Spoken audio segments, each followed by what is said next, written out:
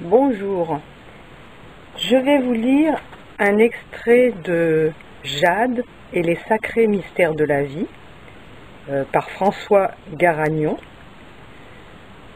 qui a abordé plusieurs thèmes, notamment dans l'émission radiophonique Halte spirituelle de Véronique Alzieux sur RCF au cours de 5 émissions consécutives programmées en 1999. Et le thème présent, c'est l'abandon, résignation ou force de l'âme. Le grand poète Hölderlin a eu un jour ce mot extraordinaire: Dieu a créé l'homme comme la mer a créé les continents, en se retirant. Créé non pas en s'affirmant, mais en se retirant, non pas en insistant, mais en s'effaçant. Voilà bien une règle contraire à notre psychologie, à nos principes les plus solidement ancrés, à nos certitudes les plus immédiates. On n'est jamais mieux soi qu'en s'oubliant soi-même. Au lieu de chercher à prendre une place, un avantage, apprendre à se donner, se dessaisir de soi pour mieux saisir sa chance. Au lieu de s'acharner contre le mauvais sort, apprivoiser les faveurs de la Providence. Tout cela a quelque chose d'un pari un peu fou, basé sur la confiance. Mais remontons à la source. La vie est un combat, et il faut certes lutter pour obtenir ce que l'on souhaite. Notre énergie vitale est constamment sollicitée par 1000 défis, de la vie quotidienne à des choses plus extraordinaires. Cela relève de la dignité de l'homme que d'exercer son ardeur et sa hardiesse afin de mériter ce qui nous advient de bon. Mais la vie n'est-elle que cela? N'est-elle que cette lutte âpre pour obtenir, et encore imparfaitement, ce que l'on veut? N'est-elle qu'un exercice de la volonté? Une tension perpétuelle vers un but fixé? Un art de surmonter les obstacles, de vaincre les difficultés et de s'affranchir de ses limites? Chacun de nous a pu faire l'expérience dans sa propre existence que ce qui nous advient ne dépend ni complètement de nous, nous n'avons jamais une liberté totale, ni complètement des circonstances. En conséquence, le fatalisme ne peut être considéré comme autre chose qu'une illusion d'optique. La frontière est au milieu. Elle est précisément entre la liberté totale et le fatalisme. Pour ma part, j'appellerai cette frontière-là la liberté morale. Ma liberté, je vais l'exprimer pour faire de mon mieux. À partir de ce moment-là, je sais que rien n'est parfait sous le ciel, qu'il y a la finitude humaine, que la volonté ne peut pas me permettre de faire des miracles. Donc je m'en remets à une force qui me dépasse totalement. C'est à partir de ce laisser faire Dieu qu'on s'aperçoit qu'il ne s'agit pas d'un fatalisme. Ce n'est pas le laisser-faire du paresseux ou de l'hédoniste. Il s'agit simplement de considérer qu'à un certain moment, notre action est fondamentalement impuissante à influer sur le cours des événements. Cette attitude paradoxale, et largement désertée aujourd'hui, constitue une clé méconnue et pourtant décisive de notre vie spirituelle. Cette attitude qu'on appelle la force de l'abandon. La force de l'abandon est une notion très différente du lâcher-prise New Age, car loin d'être une technique mentale, elle sollicite toute l'adhésion de notre vie intérieure, de notre discernement, de notre amour dans ce qu'il y a de plus fort et de plus désintéressé. Elle exige la docilité aux forces supérieures de l'esprit. Cette expression « force de l'abandon », qui fait cohabiter deux termes apparemment antinomiques, peut paraître provocatrice. Que peut-elle signifier au fond? L'expression semble tiraillée par deux mouvements contraires, En effet, la force constitue une manifestation de la volonté. C'est quelque chose qui paraît très positif. Cela évoque la vigueur, l'énergie, la vitalité dans toute sa splendeur. Dans les mouvements du corps et de l'âme, l'abandon semble être le parent pauvre de la force, peut-être même une sorte de frère ennemi. Dans le langage courant, abandon traduit plutôt un renoncement, un laisser-aller, un laisser-faire, quelque chose qui s'apparente à une défaite anticipée, une manière de déclarer forfait après avoir pourtant commencé. En étant manichéen, on pourrait dire que la force est un acquiescement aux forces de vie. C'est un oui franc et massif, alors que l'abandon est une résignation. C'est donc un non. Alors, où situer la force de l'abandon? Entre ce oui et ce non? Disons que la force de l'abandon n'est ni la volonté, ni son contraire.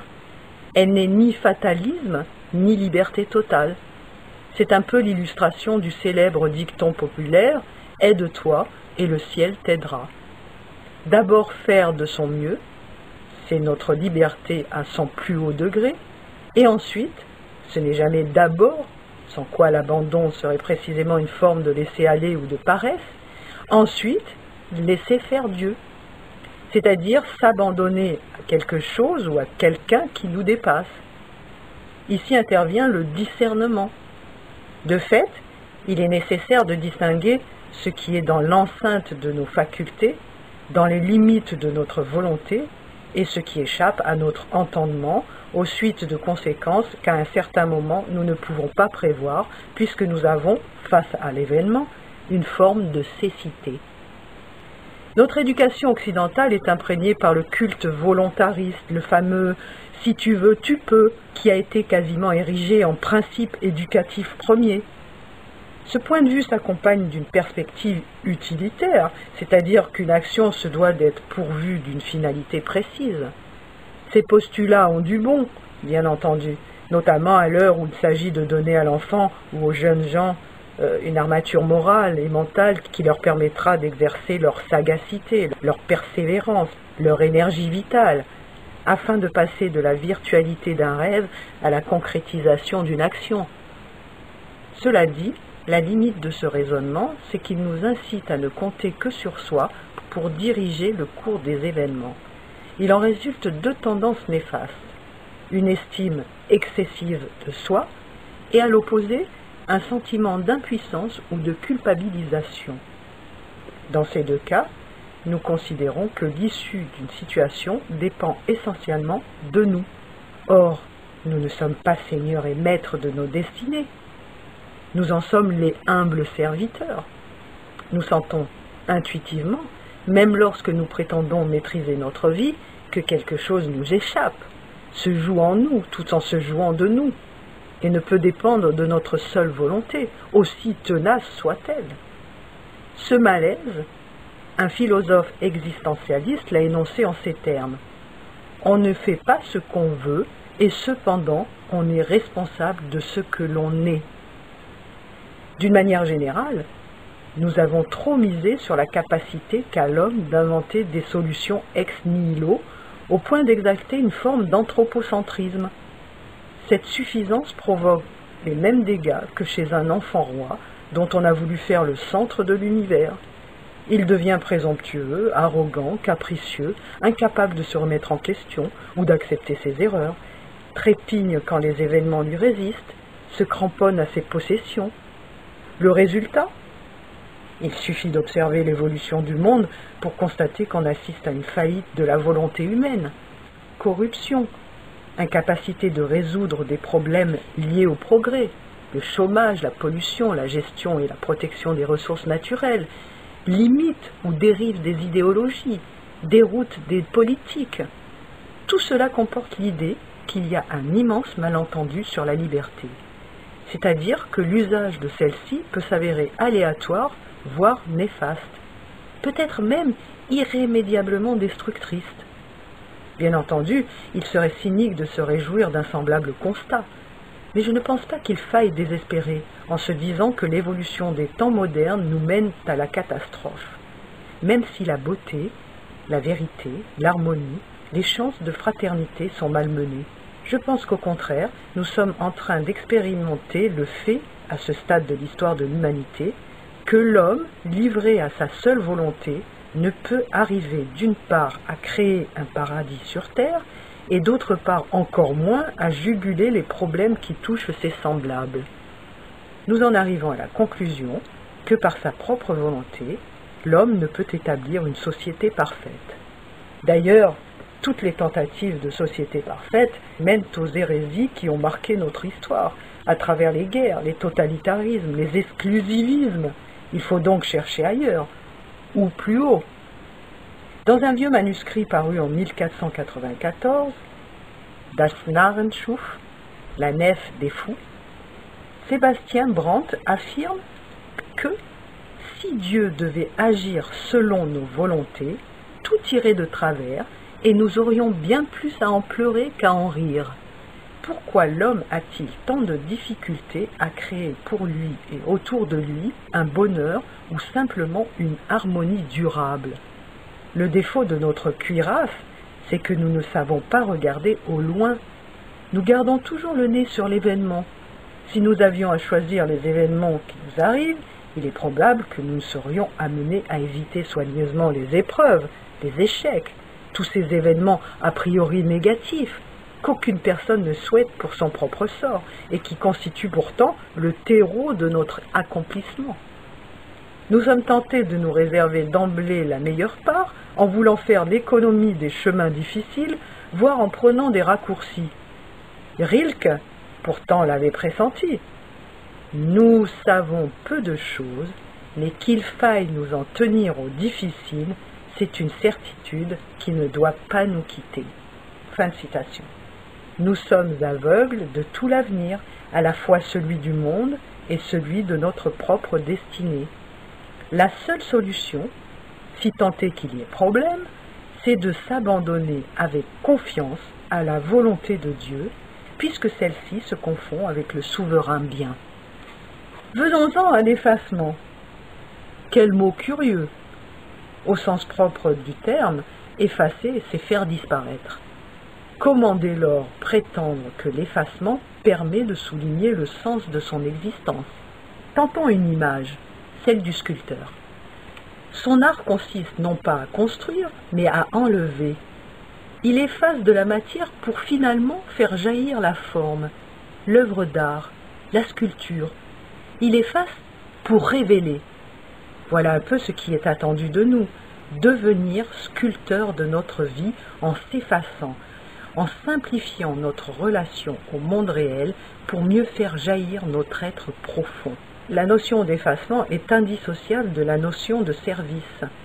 L'affirmation de soi est une notion terriblement humaine qui se nourrit de l'égoïsme, de l'orgueil, de toutes sortes de tentations pernicieuses de pouvoir, de jouissances personnelles, d'accaparement qui mènent immanquablement au conflit et à la discorde. Je voudrais citer ici un philosophe grec, Thucydide, qui soutenait que tout homme va jusqu'au bout du pouvoir dont il peut disposer. Ce que Simone Weil, la philosophe moderne, traduisait en prenant l'image d'un gaz qui se répand dans une pièce, sans oublier de s'introduire dans les moindres recoins.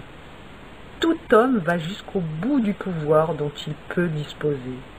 Cela signifie qu'il n'est pas prompt à s'abandonner. Il y a pourtant une exception, c'est Jésus-Christ. Dans les lettres aux Philippiens, saint Paul affirme « Le Christ Jésus, lui qui était de condition divine, ne retint pas jalousement le rang qu'il égalait à Dieu. Au contraire, il s'est dépouillé, se faisant semblable aux hommes. » En langage théologique, ce dépouillement est appelé kénose. Du grec kénos, vide, dépouillé. Cette kénose du Christ s'est concrétisée par une obéissance absolue, totale, à sa mission qui était la volonté du Père. Cette volonté elle-même n'était pas un diktat, une obligation formelle. C'était une loi du cœur, une proposition d'amour. Aimez-vous les uns les autres, comme le testament d'un Père qui s'efface en nous livrant à notre propre liberté. Le Christ a choisi de respecter cette obéissance cette mission de répandre l'amour jusqu'au bout, jusqu'à la mort, et à la mort sur la croix. C'est l'extraordinaire pouvoir de la faiblesse. Encore un paradoxe. Le pouvoir terriblement humain est celui qui va finir par fabriquer le mal de toutes pièces. C'est un pouvoir d'asservissement. Alors que cette force découverte et initiée par le Christ dans la faiblesse est le chemin de liberté, de paix et de fraternité. La suite au prochain numéro. Merci et au revoir.